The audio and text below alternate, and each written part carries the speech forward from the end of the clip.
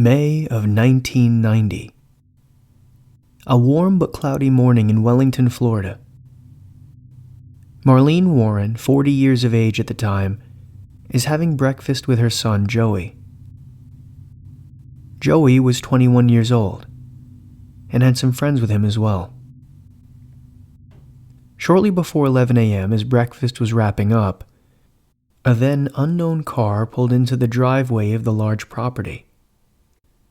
A white Chrysler LeBaron convertible. The driver exited the vehicle and made their way to the Warren household. Marlene opened the door to greet their mystery guest. Joey recalls hearing his mother say, "Oh, how sweet." Shortly after, there was the sound of a gunshot. The unknown guest turned assailant was dressed in a full clown costume, complete with orange curly wig, white face paint, and a red nose. The clown carried with it balloons and flowers. Upon reaching the door, the clown handed Marlene the delivery, pulled out a gun, and shot her in the head at point-blank range before making their way back down the driveway, getting back into the convertible, and driving off. Marlene collapsed in a heap on the floor. As she began rapidly losing blood from her face, her son Joey tried to stabilize her. His friends began to try to call for help. Filled with adrenaline, Joey rushed out to his own car and attempted to follow the clown, but it was too late. The white convertible was gone, and the clown had gotten away. At the time, Marlene's husband, Michael Warren, who owns a used car dealership called Bargain Motors, was on his way to the Calder racetrack with some friends. It was around that time that Joey called him with the news of his wife's shooting. He immediately turned around and headed for the hospital. He later told police that he had no idea who could have possibly done this to his wife. Although paramedics in the Palms West Hospital did all they could for Marlene, the bullet had entered near her lip, shattering her 2 front teeth and lodging itself in her vertebra. She died in the hospital 2 days later. 4 days after the shooting of Marlene Warren, the white Chrysler LeBaron convertible was found abandoned in a shopping center parking lot. With the initial circumstances of the case seeming so odd and random, you would think that it would take investigators a little bit of time to piece together the first direction to look. However, they didn't have to wait long. An anonymous call that came in around 2 hours after Marlene's shooting pointed investigators in the direction they should look next. This is the case of the killer clown.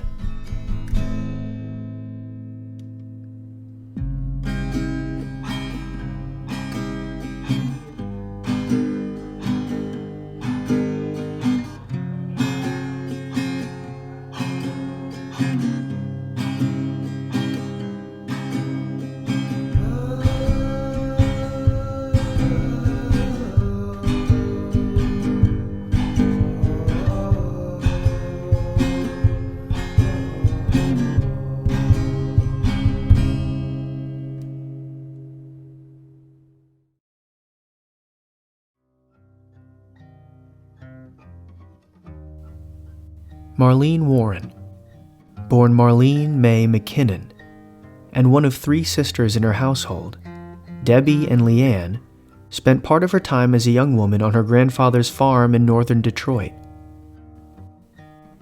Being part of a family that moved around quite a bit, she ended up spending time in many different areas, some of these being California, Michigan, and eventually Florida. Marlene was still a young woman when she married her first husband, John Ahrens, and by the age of 18 had 2 sons, John Jr. and Joey. This family unit didn't last, however, as shortly after, John Ahrens was killed in a car accident, leaving Marlene a single mother of 2 boys and a widow before the age of 20. Shortly after this tragedy, Marlene Ahrens met Michael Warren. They were married in 1972. Michael Warren was 19, and Marlene Warren was 22. The two briefly lived in Mount Clemens, Michigan, Michael's hometown, before deciding to move to Palm Beach, Florida, where they began buying and selling houses for a profit, slowly building up money with each sale. As they did this, they also began accumulating land and rental properties as well. Each of the two had their roles in supporting the family. Marlene would manage and maintain the properties, and Michael built up a business renting and selling used cars. Financial success and business savvy seemed to come natural to the Warren family, and this massive financial success eventually manifested itself in the form of an acre of land in a very prestigious area called the Aero Club, due to the private airstrip and roads leading to each of the houses for their airplanes, and a 6,500 square foot home.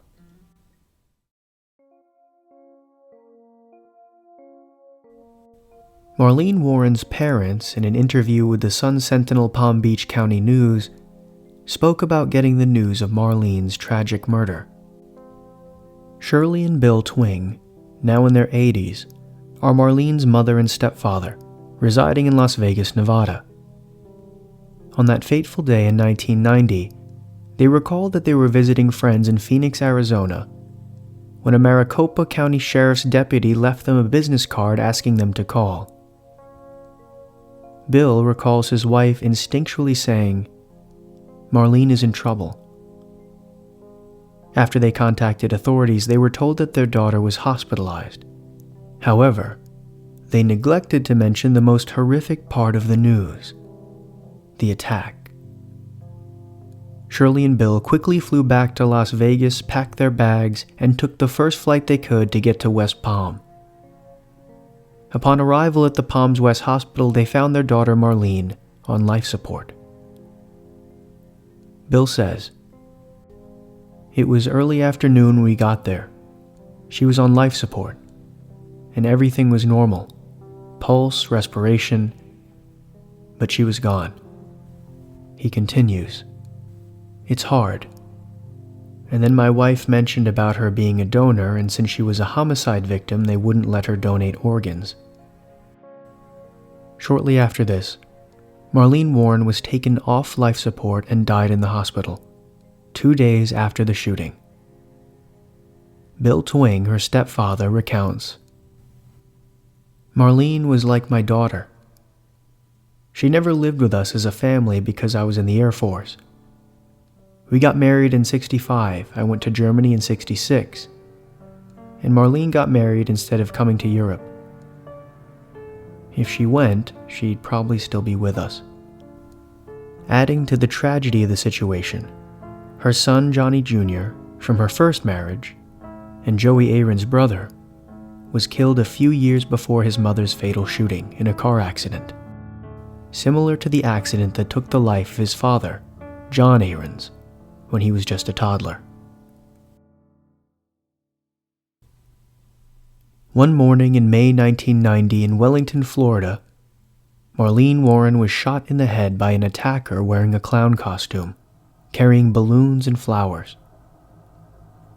2 hours after the shooting, police received an anonymous phone call, one that would point them in the direction they had to go for the rest of the investigation.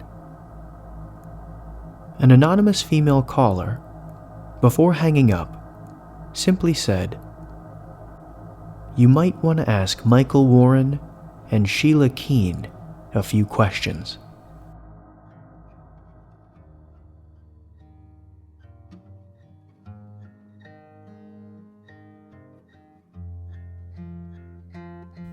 Marlene and Michael Warren's business was flourishing.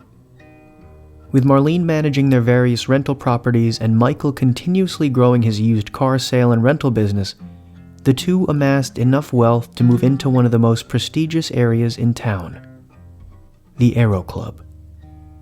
Complete with its own private airstrip and access for the residents to store their personal aircraft. Their home was 6,500 square feet, and from a typical onlooker's perspective, was anything but modest. Things hadn't always been so great for Michael's used car business, however. In the 1980s, Michael had been caught rolling back odometers on 2 cars he sold in an attempt to misrepresent the mileage of the vehicle. When discovered by a customer, he was turned in to the authorities and subsequently given 18 months probation for a third-degree felony after pleading guilty to the charges. But less than 10 years later, his used car business was back and bigger than it had ever been. So big, in fact, that he was able to open an even bigger establishment called Bargain Motors, which sat along the North Dixie Highway in West Palm Beach. So successful grew Bargain Motors that Michael began needing extra hands to take care of the mounting work. A crew of mechanics, more salespeople to handle sales and rentals, car detailers, office workers and office administrators, and repo men who went after customers that didn't pay. One day, one of his typical repo men, known as Spud, showed up to Bargain Motors in a truck with his wife, who Michael met for the first time that afternoon. Her name was Sheila Keane.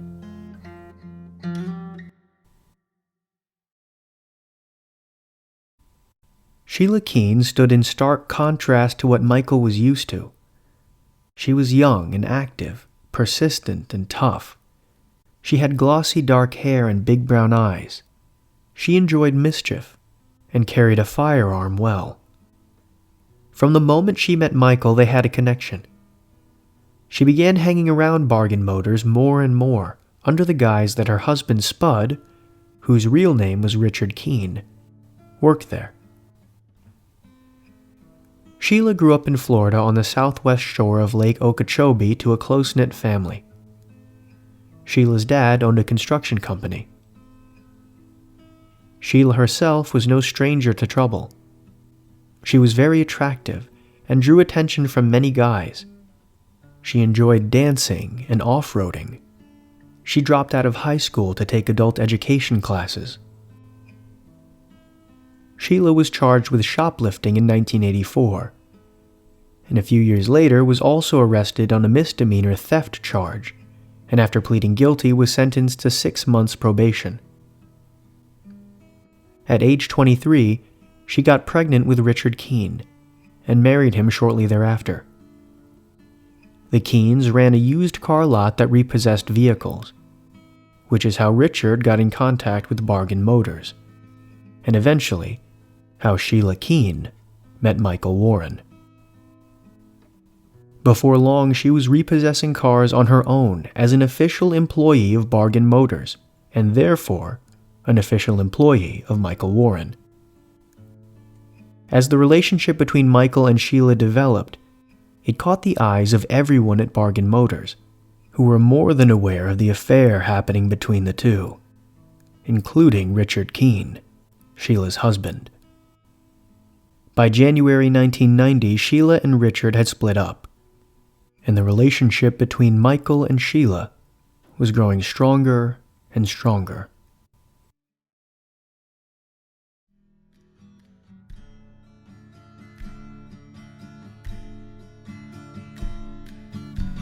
The tip that police had received after Marlene was shot at her Florida home by an assailant wearing a clown costume was helpful, but not the final nail. They knew where to look, but it would be a long road before they had any definitive answers. Although the affair between Michael and Sheila was well known, were they truly the killers?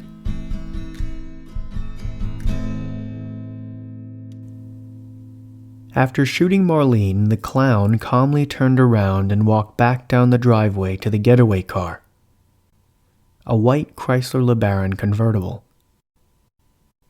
When asked about it by the authorities, Michael Warren told them he didn't know anybody with that specific car, and his own used car lot didn't sell cars like that. Bargain Motors only sold Chevys.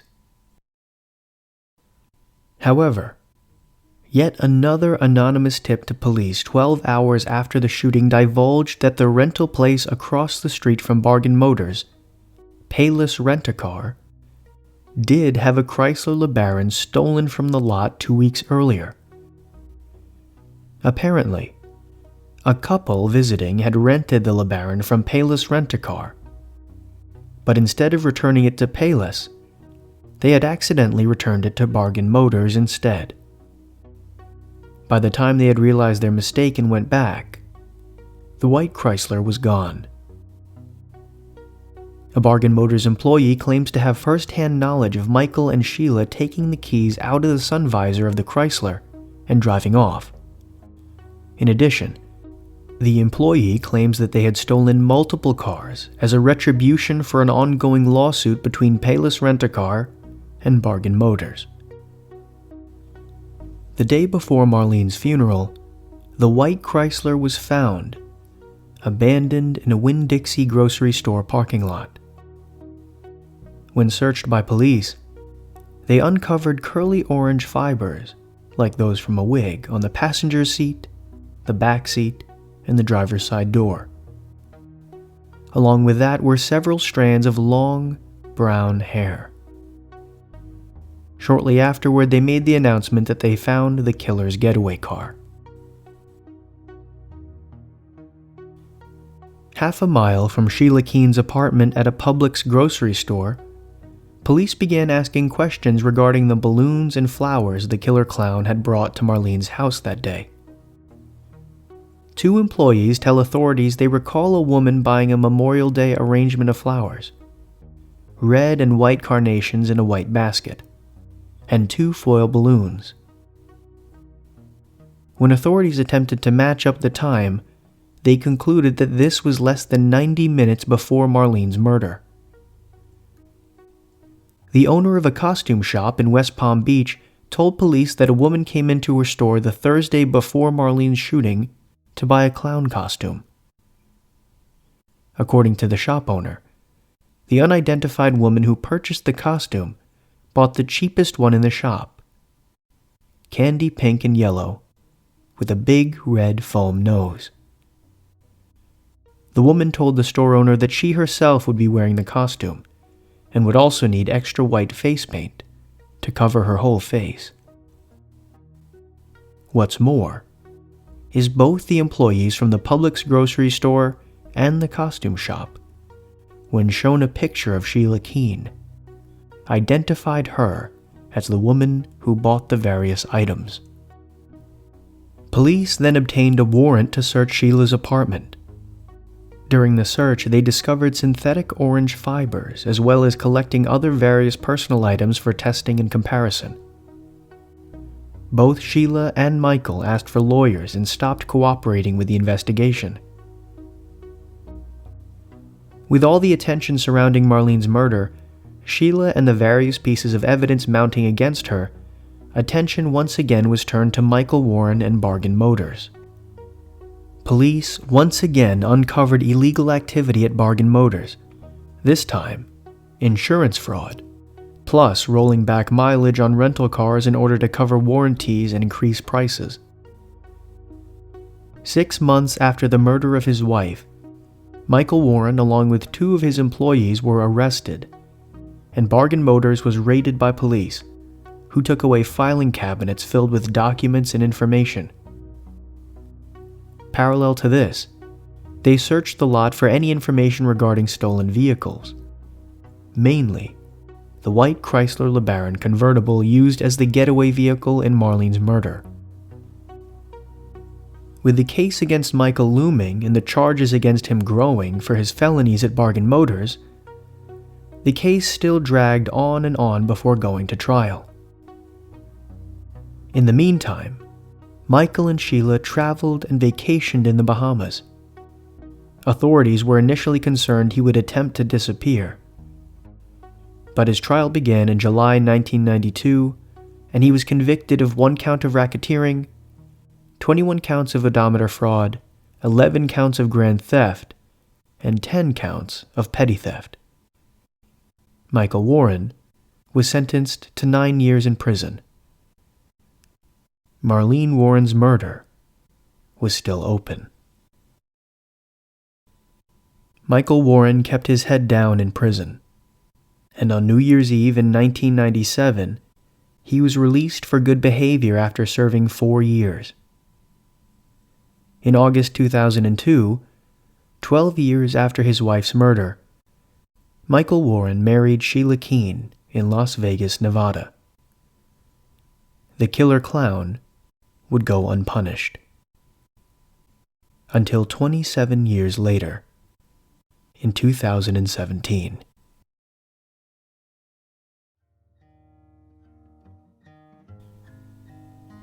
When Marlene Warren was 14 years old, she made a painting of a clown. It had a long face, which drooped down into a frown. His red makeup smeared sloppily around his mouth and lips.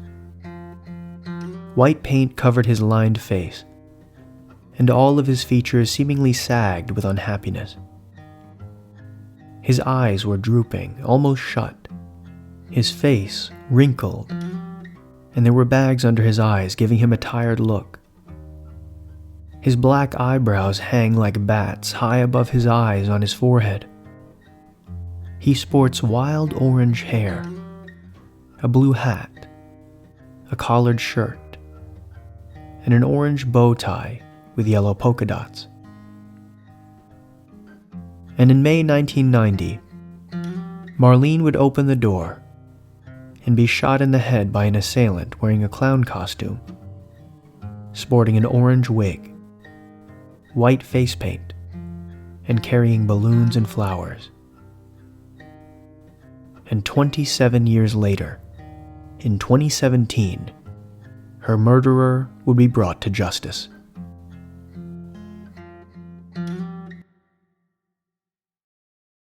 After being arrested for racketeering, odometer tampering, grand theft, and petty theft, and serving 4 years of a 9-year sentence, in 2002 Michael and Sheila were married and began their new life together as husband and wife, ready to leave their checkered past behind them. Michael and Sheila were hard workers. After marrying in Las Vegas, Nevada in 2002, the Warrens moved to Tennessee. Sheila began going by the name Debbie, and the pair owned and managed a popular drive-through fast food establishment called the Purple Cow. They worked for close to 15 years to make the Purple Cow a success. And, like Michael's past ventures, this success manifested itself in a very real way.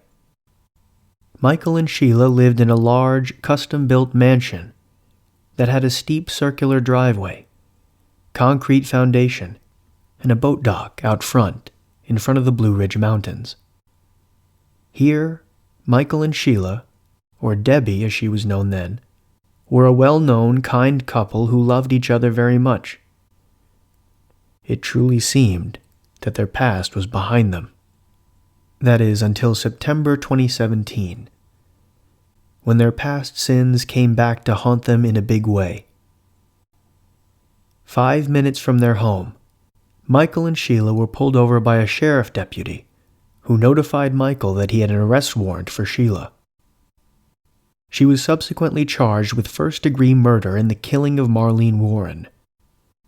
The killer clown now had a face, and that face was Sheila Keane.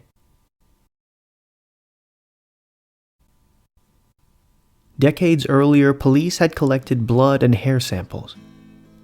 In 2013, investigators used a federal grant to form a cold case task force in order to solve the killer clown murder of Marlene Warren once and for all. With the improvement in technology, investigators were now able to conclusively determine that Sheila Warren was responsible for the murder of Marlene. She pleaded not guilty, and prosecutors announced that they would seek the death penalty against her. In a press conference, Florida State District Attorney David Arenberg announced that they had caught the killer clown of Wellington.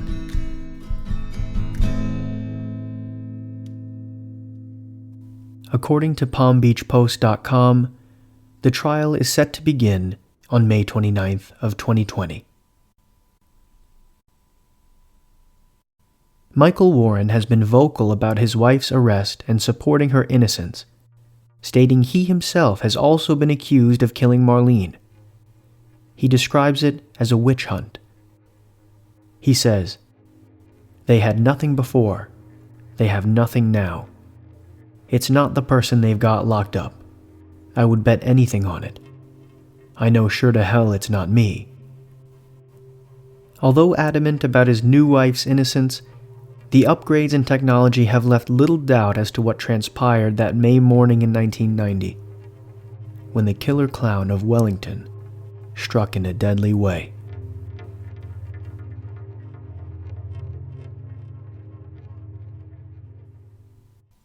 As an update to this video, since some time has passed since I initially wrote this script, according to another article on PalmBeachPost.com, prosecutors said they will no longer seek the death penalty in the first-degree murder trial of Sheila Keane. Circuit Judge Joseph Marks asked Assistant State Attorney Reed Scott Tuesday whether his office still planned on seeking the death penalty, and Scott said they were re-evaluating. By Wednesday morning, Scott wrote in the notice that they decided against it.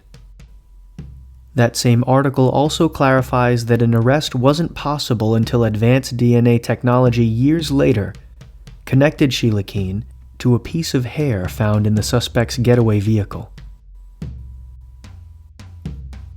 Marlene Warren reportedly told family if anything ever happened to her, it was her husband who did it. However, her husband has never been arrested in connection to her death, although witnesses say he asked them what would happen to a woman's estate if her husband killed her, according to court documents. The trial is set to begin on May 29th, 2020.